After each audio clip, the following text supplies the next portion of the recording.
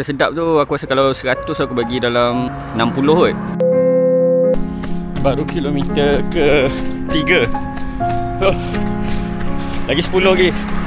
Let's go. Alhamdulillah kilometer ke 5. Kita rehat jap.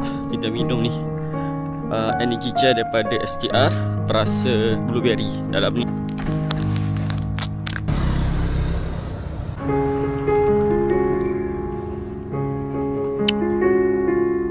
Dia tak manis sangat dan dia likat betul. Dah habis. Boleh telan lah. Dia tak rasa loya sangat. Kurang sedap. Kurang sedap tapi boleh telan. Untuk energy kita check. Okey tak okey. Jom sambung lari balik. Let's go. Alhamdulillah selesai 10 km pagi ni kita buat LSD. Dari segi effectiveness dia okey. Setakat orang nak buat long run 10 km, 15 km, korang grab je ni. Dia ada segala jenis BCAA, ada mineral. Untuk orang yang selalu cram buat long run apa semua, korang grab je ni. Korang check dekat beg kuning. Harga pun tak mahal sangat. Dia ada sekali dengan combo. Korang grab energy gel ni dengan effervescent, dapat sekali dengan baju percuma. Yang mana berminat korang check dekat bawah ni.